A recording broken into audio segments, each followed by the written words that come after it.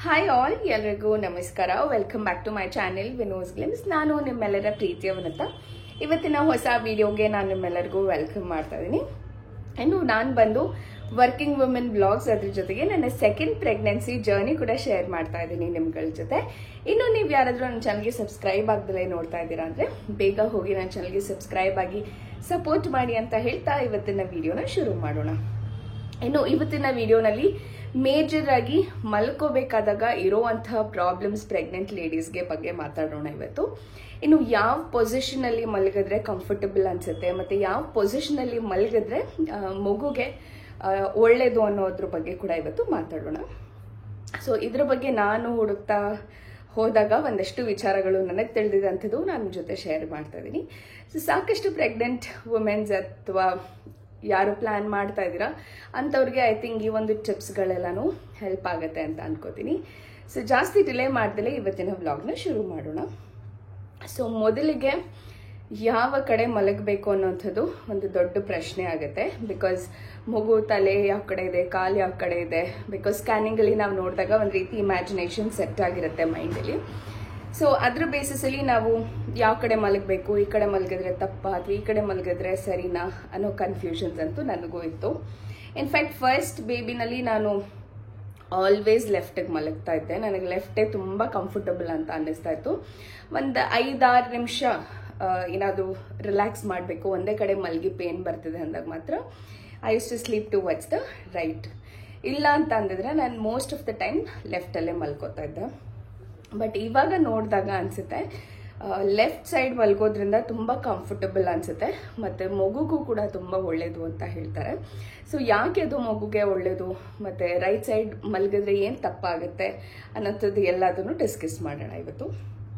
ಇನ್ನು ಮೇಜರ್ಲಿ ನಾವು ಮಲ್ಗೋವಂಥದ್ದು ಐದರ್ left, right ಅಥವಾ ಸೀದಾ ನೇರವಾಗಿ ಏನು ಮಲಗ್ತೀವಿ ಬೆನ್ನ ಮೇಲೆ ಅದು ಬಿಟ್ಟರೆ ಉಲ್ಟಾ ಮಲ್ಗೋವಂಥದ್ದು ಅಥವಾ ಮಕ್ಕಡೆ ಮಲ್ಗೋವಂಥದ್ದು ಹೇಳ್ತಾರಲ್ಲ ಆ ರೀತಿ. ಸೊ ಡೆಫಿನೆಟ್ಲಿ ನಮಗೆ ಫಸ್ಟ್ ಟ್ರೈಮೆಸ್ಟರಲ್ಲಿ ಅಷ್ಟು ಹೊಟ್ಟೆ ಕೂಡ ಬಂದಿರೋದಿಲ್ಲ, ಮತ್ತು ನಮ್ಗೆ ಅದು ಗೊತ್ತೂ ಆಗ್ತಾ ಇರಲ್ಲ that we are pregnant also ಅಂತ. ತುಂಬ ಮೇಜರಾಗಿ ಡಿಫ್ರೆನ್ಸ್ ಏನೂ ಕಾಣಲ್ಲ. ಬಟ್ ಕೆಲವರಿಗೆ ಬ್ಯಾಕ್ ಪೇನ್ ಅನ್ನೋವಂಥದ್ದು ಸ್ಟಾರ್ಟ್ ಆಗುತ್ತೆ ಇನಿಷಿಯಲ್ ಪ್ರೆಗ್ನೆನ್ಸಿ ಸಿಂಪ್ಟಮ್ಸ್ ಅಂತ ಹೇಳ್ಬೋದು. ಸೊ ಆ ಒಂದು ಟೈಮಲ್ಲಿ ನಮಗೆ ಕಂಫರ್ಟಬಲ್ ಆಗಿ ಮಲಗುವಂಥ ಪೊಸಿಷನ್ ಬಂದು ಮಕ್ಕಡೆ ಮಲ್ಕೊಳ್ಳೋ ಅಂಥದ್ದು. ಸೊ ಆ ಒಂದು ಫಸ್ಟ್ ಟ್ರೈಮೆಸ್ಟರಲ್ಲಿ ನಾವು ಆರಾಮಾಗಿ ಯಾವುದೇ ಚಿಂತೆ ಇಲ್ದಲೆ ಆರಾಮಾಗಿ ಮಲ್ಕೋಬೋದು. ತುಂಬ ಜನಕ್ಕೆ ಉಲ್ಟಾ ಮಲ್ಕೊಳ್ಳೋ ಅಂಥದ್ದು ತುಂಬಾ ಕಂಫರ್ಟಬಲ್ ಅನಿಸುತ್ತೆ. ಇನ್ಫ್ಯಾಕ್ಟ್ ನನಗೂ ಕೂಡ ಉಲ್ಟಾ ಮಲ್ಕೊಳ್ಳೋದೇ ನನಗೆ ತುಂಬ ಕಂಫರ್ಟಬಲ್ ವಿತ್ ನೀ ಬೆಂಟ್. ಸೊ ಇದು ಬಂದು ಯುವರ್ ಕಂಫರ್ಟಬಲ್ ಪೊಸಿಷನ್. ಸೊ ಹೀಗೆ ಮಲಗಬೇಕು ಅಂತ ಏನಿಲ್ಲ, ನೀವು your comfortable sleeping towards right ಅಥವಾ ಲೆಫ್ಟ್ ಅಂತಂದರೆ ಅದು ಕೂಡ ಮಲ್ಕೋಬೋದು. But when it comes to second and third trimester ಆದಷ್ಟು ಪ್ರತಿಯೊಬ್ಬ ಡಾಕ್ಟರ್ಸ್ ಎಕ್ಸ್ಪೆಕ್ಟ್ ಮಾಡುವಂಥದ್ದು ಅಥವಾ ಸಜೆಸ್ಟ್ ಮಾಡುವಂಥದ್ದು ನಿಮ್ಮ ಲೆಫ್ಟ್ ಸೈಡಿಗೆ ಮಲ್ಕೊಳ್ಳಿ ಅಂತ ಹೇಳಿ.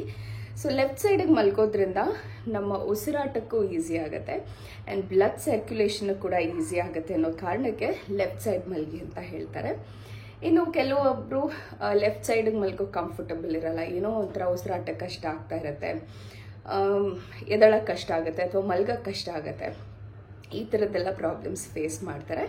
ಆ ಒಂದು ಟೈಮಲ್ಲಿ ಯಾವುದೇ ರೀತಿ ಕಂಪಲ್ಷನ್ ಕೂಡ ಇಲ್ಲ, ನೀವು ಲೆಫ್ಟಿಗೆ ಮಲಗಬೇಕು ರೈಟಿಗೆ ಮಲಗಲೇಬಾರ್ದು ಅಂತ.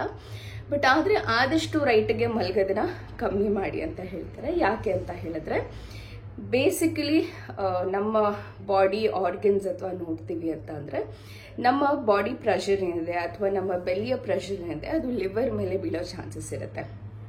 ಸೊ ಹಾಗಾಗಿ ಅದಕ್ಕೆ ಪ್ರೆಷರ್ ಕೊಟ್ಟಂಗಾಗುತ್ತೆ, ಮತ್ತು ಬ್ಲಡ್ ಫ್ಲೋಗೂ ಕೂಡ ಕಷ್ಟ ಆಗುತ್ತೆ ಅನ್ನೋ ಕಾರಣಕ್ಕೆ ರೈಟ್ ಸೈಡ್ ಮಲಗೋದನ್ನ ಆದಷ್ಟು ಕಮ್ಮಿ ಮಾಡಿ. ಹಾಗಂತ ಮಲಗಲೇಬಾರ್ದು ಅಂತ ಇಲ್ಲ, ಸ್ವಲ್ಪ ಪೊಸಿಷನ್ ಚೇಂಜ್ ಮಾಡಿಕೊಂಡು ಕಂಫರ್ಟಬಲ್ ಮಾಡಿಕೊಂಡು ಮಲಗೋದು ಕೂಡ ಒಳ್ಳೆಯದು ಅಂತ ಹೇಳ್ಬೋದು. ಇನ್ನು ಸಾಕಷ್ಟು ಕಡೆ ಓದಿದ ಕಡೆ ನಾನು ನೋಡಿದಂಥದ್ದು ಆದಷ್ಟು ಬೆನ್ನ ಮೇಲೆ ಮಲಗೋದನ್ನ ಕಮ್ಮಿ ಮಾಡಿ. ಇಫ್ ನೀವು ಮಲ್ಕೊಳ್ಳೇ ಇಲ್ಲ ಅಂದರೆ I think it is even more good ಅನಿಸುತ್ತೆ. ಬಟ್ ಯಾವಾಗಲೂ ಒಂದ್ಸತಿ ಲೆಫ್ಟು ರೈಟು ಮಲಗಿ ಒಂದು ಸ್ವಲ್ಪ ಹೊತ್ತು ಬೆನ್ನು ನೋವು ಬಂದಾಗ ಅಥವಾ ಭಯ ಒಂಥರ ಅನ್ನಿಸಿದಾಗ ಹಿಂದ್ಗಡೆ ಬೆನ್ನ ಮೇಲೆ ಮಲಗಿದಾಗ ತುಂಬ ರಿಲ್ಯಾಕ್ಸೇಷನ್ ಫೀಲ್ ಕೊಡುತ್ತೆ. ನಾನು ಕೂಡ ಅದನ್ನು ಫೀಲ್ ಮಾಡಿದ್ದೀನಿ. ಹಿಂದೆಗಡೆ ಬ್ಯಾಕ್ ಬೋನ್ ಟೇಲ್ ಬೋನ್ ಏನು ಬರುತ್ತೆ ಅಲ್ಲಿಗೊಂದು ಪುಟ್ಟದಾದಂಥ ಪಿಲ್ಲೋ ಹಾಕ್ಕೊಂಡು ಸ್ಟ್ರೇಟಾಗಿ ಮಲಗಿದ್ರೆ ರಿಲ್ಯಾಕ್ಸ್ ಅಂತ ಅನಿಸುತ್ತೆ. ಬಟ್ ಆದರೆ ತುಂಬ ಹೊತ್ತು ಆ ರೀತಿ ಮಲ್ಗೋದ್ರಿಂದ ನಮ್ಮ ಸ್ಪೈನಲ್ ಕಾರ್ಡ್ ಏನಿದೆ ಅಥವಾ ನಮ್ಮ ಸ್ಪೈನ್ ಬ್ಯಾಕ್ ಬೋನ್ ಏನಿದೆ ಅದ್ರ ಮೇಲೆ ತುಂಬ ಪ್ರೆಷರ್ ಬೀಳುತ್ತೆ ಆ್ಯಂಡ್ ಹಾರ್ಟ್ ಮೇಲೂ ತುಂಬ ಪ್ರೆಷರ್ ಬೀಳುತ್ತೆ. ಸೊ ಆ ಒಂದು ಟೈಮಲ್ಲಿ ಬ್ಲಡ್ ಸರ್ಕ್ಯುಲೇಷನ್ ಮಗುಗೆ ಹಾಗೂ ನಮಗೂ ಆಗೋದಕ್ಕೆ ತುಂಬಾ ಕಷ್ಟ ಆಗುತ್ತೆ ಅಂತ ಹೇಳ್ಬೋದು. ನಮಗೆ ಸ್ವಲ್ಪ ಪೊಸಿಷನ್ ಚೇಂಜ್ ಮಾಡಿದಾಗ ರಿಲ್ಯಾಕ್ಸ್ ಅನ್ನಿಸ್ಬೋದು, ಬಟ್ ಇಂಟರ್ನಲಿ ಬ್ಲಡ್ ಸರ್ಕ್ಯುಲೇಷನ್ ಆಗೋದಕ್ಕೆಲ್ಲ ಕಷ್ಟ ಆಗುತ್ತೆ. ಇನ್ನು ಸೆಕೆಂಡ್ ಆ್ಯಂಡ್ ಥರ್ಡ್ ಟ್ರೈಮಿಸ್ಟರಲ್ಲಿ ಉಲ್ಟಾ ಅಂತೂ ಮಲ್ಗೋಕ್ಕೆ ಚಾನ್ಸೇ ಇಲ್ಲ, ಆಗೋದು ಇಲ್ಲ, ಒಂಥರ ಉಸಿರು ಕಟ್ಟಿದಂಗೆ ಆಗುತ್ತೆ. ಸೊ ಬ್ಯಾಕ್ ಪೊಸಿಷನ್ ಅಥವಾ ನಾವು ಉಲ್ಟಾ ಏನು ಮಲಗ್ತೀವಿ ಅದನ್ನು ಮಲಗೋದು ಕಂಪ್ಲೀಟ್ಲಿ ಅವಾಯ್ಡ್ ಮಾಡಬೇಕಾಗತ್ತೆ. ಇನ್ನು ಇದು ಬಿಟ್ಟು ನಮಗೆ ಕಂಫರ್ಟ್ ಮಾಡ್ಕೊಳ್ಳೋದಕ್ಕೆ ಆದಷ್ಟು ಪಿಲ್ಲೋಗಳನ್ನ ಬಳಸಬೇಕು. ಯೂಶ್ವಲಿ 2 ಕಾಲು ಮಧ್ಯ ಒಂದು ಪಿಲ್ಲೋ ಇಡೋವಂಥದ್ದು ಅಥವಾ ಒಂದು ಕಾಲ್ ಸ್ಟ್ರೇಟ್ ಇಟ್ಟು ಇನ್ನೊಂದು ಕಾಲನ್ನ ಬೆಂಡ್ ಮಾಡಿ ಮಲಗುವಂಥದ್ದಾಗಿರ್ಬೋದು. ಸೊ ಲೆಫ್ಟಿಗೆ ಮಲಗ್ತೀರಾ ಅಂತಂದರೆ ನಿಮ್ಮ ರೈಟ್ ಲೆಗ್ನ ಬೆಂಡ್ ಮಾಡೋವಂಥದ್ದು, ಅಂದರೆ ನೀ ಬೆಂಡ್ ಮಾಡೋವಂಥದ್ದು, ಮತ್ತು ರೈಟಿಗೆ ಮಲಗಿದ್ರೆ ನಿಮ್ಮ ಲೆಫ್ಟ್ ಲೆಗ್ನ ಬೆಂಡ್ ಮಾಡೋವಂಥದ್ದು, ಮತ್ತು ಸ್ವಲ್ಪ ಎಲಿವೇಷನಲ್ಲಿ ಇಡೋವಂಥದ್ದು ಕಾಲುಗಳನ್ನ. ಕೆಲವೊಂದ್ಸತಿ ಏನಾಗುತ್ತೆ, ನಾವು ರೈಟ್ ಸೈಡ್ ಅಥವಾ ಲೆಫ್ಟ್ ಸೈಡ್ಗೆ ಮಲಗಿದಾಗ ತುಂಬ ಕಾಲು ಊತ ಬರೋವಂಥದ್ದು ಇರುತ್ತೆ. ಸೊ ಒಬ್ಬೊಬ್ರಿಗೆ ಒಂದೊಂದು ರೀತಿ ಎಕ್ಸ್ಪೀರಿಯನ್ಸ್ ಆಗುತ್ತೆ. ಯೂಶ್ವಲಿ ತುಂಬ ಹೊತ್ತು ಕಾಲು ಕೂಡ ಕೆಳಗಡೆ ಬಿಟ್ಟು ಕೂರೋವಂಥದ್ದಾಗಲಿ ಅಥವಾ ಆ ಥರದ್ದು ಬೇಡ. ಅಕಸ್ಮಾತ್ ನೀವು ಓಡಾಡ್ತಾ ಇದ್ದೀರಾ ಅಂದರೆ ದಟ್ ಇಸ್ ಫೈನ್ ಅನಿಸುತ್ತೆ. ಇದು ನನಗೆ ಪರ್ಸ್ನಲಿ ಎಕ್ಸ್ಪೀರಿಯನ್ಸ್ ಆಗಿರೋದು. ಕಾಲೇಜಲ್ಲಿದ್ದಾಗ ನಾನು ತುಂಬ ಹೊತ್ತೇನಾದರೂ ಲೈಕ್ 2 ರಿಂದ 3 ಗಂಟೆಗಳು ಕಾಲು ತುಂಬ ಹೊತ್ತು ಕೆಳಗೆ ಬಿಟ್ಟು ನಾನು ಕೂತಿದ್ದಾಗ ಫುಲ್ ಕಾಲೆಲ್ಲ ಜುಮ್ ಅನಿಸುತ್ತೆ, ಮತ್ತು ಕಾಲು ಊದ್ಕೊಳ್ಳೋದು, ಸ್ವೆಲ್ಲಿಂಗ್ ಆಗುತ್ತೆ. ಕೆಲವರು ಹೇಳ್ತಾರೆ ಅದು ನೀರು ಇಳ್ಕೊಳ್ಳುತ್ತೆ ಅಂತ ಹೇಳಿ. ಸೊ ಅದಕ್ಕಿಂತ ಹೆಚ್ಚಾಗಿ ಬ್ಲಡ್ ಸರ್ಕ್ಯುಲೇಷನ್ ನಾವು ತುಂಬ ಹೊತ್ತು ಈ ರೀತಿ ಕಾಲು ಬಿಟ್ಟಾಗ ಬ್ಲಡ್ ಸರ್ಕ್ಯುಲೇಷನ್ ನೀಟಾಗಿ ಆಗೋದಿಲ್ಲ. ಸೊ ಹಾಗಾಗಿ ಐದರ್ ಒಂದು 30 ಮಿನಿಟ್ಸ್ ಬ್ರೇಕಲ್ಲಿ ಒಂದು ಸ್ವಲ್ಪ ಓಡಾಟ ಮಾಡೋವಂಥದ್ದು ಅಥವಾ ಕೂತಲ್ಲೇ ಕಾಲನ್ನ ಆ್ಯಂಕಲ್ನ ಮೂವ್ ಮಾಡೋವಂಥದ್ದು, ಐ ಥಿಂಕ್ ಈ ಥರ ಮಾಡೋದ್ರಿಂದ ಬ್ಲಡ್ ಸರ್ಕ್ಯುಲೇಷನ್ ಚೆನ್ನಾಗಾಗತ್ತೆ ಆ್ಯಂಡ್ ನಮಗೂ ಕೂಡ ಚೆನ್ನಾಗಿ ನಿದ್ದೆ ಬರೋದಕ್ಕೂ ಹೆಲ್ಪ್ ಮಾಡುತ್ತೆ. ನಮ್ಮ ಕಾಲು ಹೈಟಲ್ಲಿ ಇಡೋವಂಥದ್ದು ಅಥವಾ ಆ್ಯಂಗಲ್ ಚೇಂಜ್ ಮಾಡಿ ಮಲಗೋವಂಥದ್ದು ಅಥವಾ ಕಾಲಿಗೆ ಒಂದು ರೀತಿ ಸಪೋರ್ಟ್ ಕೊಡೋವಂಥದ್ದು, ಇದೆಲ್ಲನೂ it will help you in getting a good sleep during pregnancy ಅಂತ ಹೇಳ್ಬೋದು.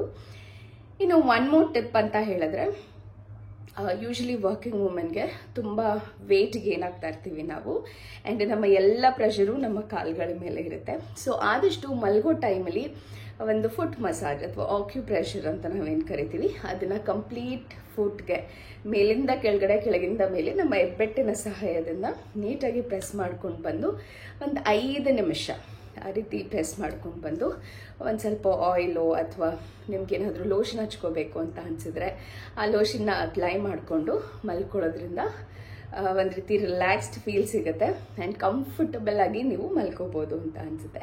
ಸೊ ಇದೆಷ್ಟು ಒಂದು ಚಿಕ್ಕ ಪುಟ್ಟ ಟಿಪ್ಸ್ ಅನಿಸುತ್ತೆ ಒಂದು ಕಂಫರ್ಟಬಲ್ ಆಗಿ ಮಲ್ಕೊಳ್ಳೋದಕ್ಕೆ. ಆ್ಯಂಡ್ ಡ್ಯೂರಿಂಗ್ ಪ್ರೆಗ್ನೆನ್ಸಿ ಇದು ಒಂದೇ ಅಂತಲ್ಲ, ಸಾಕಷ್ಟು ಚಿಕ್ಕ ಪುಟ್ಟ ಪ್ರಾಬ್ಲಮ್ಸ್ಗಳಿರುತ್ತೆ, ಬಟ್ ಅದನ್ನು ನಮಗೆ ಹೇಗೆ ಕಂಫರ್ಟ್ ಮಾಡ್ಕೋಬೋದು ಅನ್ನೋಂಥದ್ದು ನಮ್ಮ ಕೈಯಲ್ಲಿರುತ್ತೆ ಅಂತ ಹೇಳ್ಬೋದು.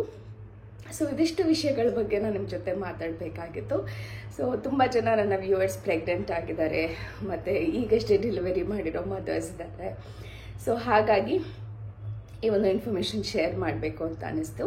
ಐ ಹೋಪ್ ಇವತ್ತಿನ ವಿಡಿಯೋ ನಿಮ್ಮೆಲ್ಲರಿಗೂ ಇಷ್ಟ ಆಗಿದೆ ಅಂತ ಅನ್ಕೋತೀನಿ. ಇಷ್ಟ ಆಗಿದ್ರೆ ಡೆಫಿನೆಟ್ಲಿ ಲೈಕ್ ಮಾಡಿ, ಶೇರ್ ಮಾಡಿ, ಹಾಗೂ ನನ್ನ ಚಾನಲ್ಗೆ ಸಬ್ಸ್ಕ್ರೈಬ್ ಆಗಿ ಸಪೋರ್ಟ್ ಮಾಡಿ ಅಂತ ಹೇಳ್ತಾ ಮತ್ತೆ ಸಿಗ್ತೀನಿ ಮುಂದಿನ ವಿಡಿಯೋದಲ್ಲಿ. ಅಲ್ಲಿವರೆಗೂ ನಮಸ್ಕಾರ, take care, love you all and by.